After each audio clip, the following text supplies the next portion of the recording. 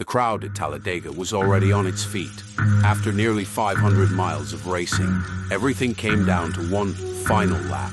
At almost 190 miles per hour, there was no room for mistakes. Carl Edwards held the lead, just seconds away from victory. But right behind him, rookie Brad Keselowski saw an opening. He dove to the inside, determined to steal the win in the final moments.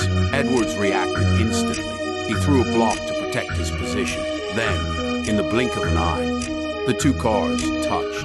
Edwards' number 99 Ford shot into the air like a missile. It flipped violently, smashing into the catch fence before crashing back onto the racing surface. Sparks, smoke, and twisted metal exploded across the front stretch as thousands of fans watched in horror. While the wreck unfolded behind him, Keselowski raced through the chaos and crossed the finish line, earning the first NASCAR Cup Series victory of his career.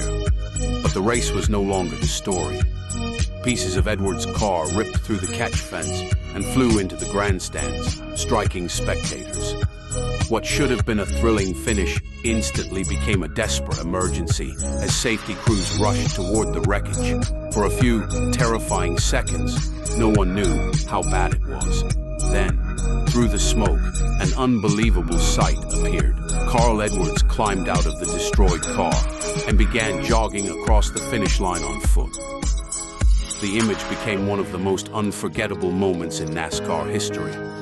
But while Edwards had survived, the crash had raised a question that would change the sport forever. Had Talladega come within inches of a catastrophe? As the celebration began for Brad Keselowski, the mood around Talladega changed almost instantly.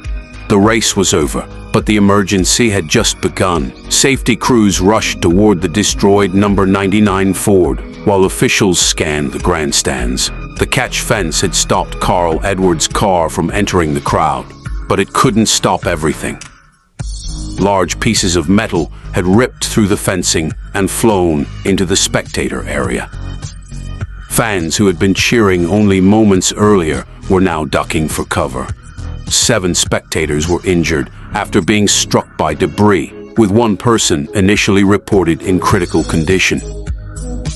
Medical teams responded immediately as NASCAR officials worked to secure the scene. Miraculously, Carl Edwards had escaped with only minor injuries.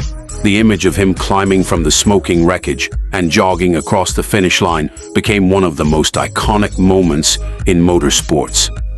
But behind that incredible scene was a far more troubling reality.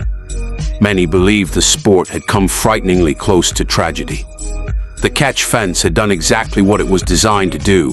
It kept the entire car from entering the grandstands.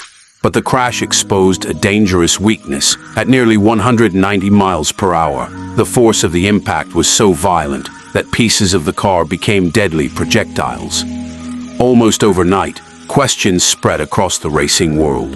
Were the cars becoming too fast? Were the fences strong enough? And was restrictor plate racing simply too dangerous? As fans debated what they had witnessed, NASCAR engineers quietly began reviewing every frame of the crash. What they discovered would lead to changes that reshaped safety at superspeedways for years to come.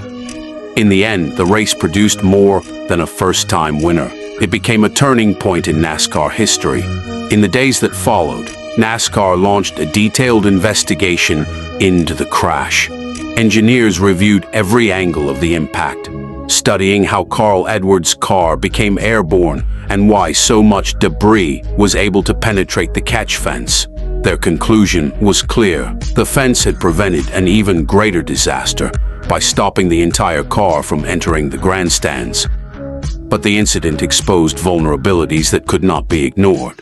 In response, NASCAR and track officials strengthened catch fence designs, improved debris containment, and continued developing safer race cars capable of absorbing violent impacts. The crash also added urgency to ongoing efforts aimed at reducing the risk of cars becoming airborne during high-speed accidents. Brad Keselowski's first Cup Series victory should have been remembered as the biggest story of the day.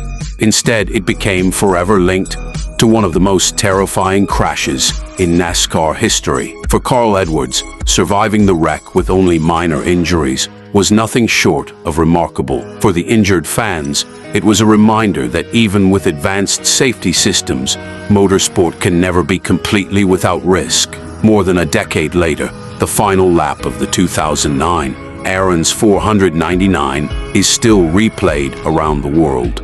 Not because of who won the race, but because of how close NASCAR came to an unimaginable tragedy. It remains a defining moment in the sport's history, proving that every major safety improvement is often written in the aftermath of a crash that no one will ever forget. Sometimes the biggest victory isn't crossing the finish line, it's making sure everyone goes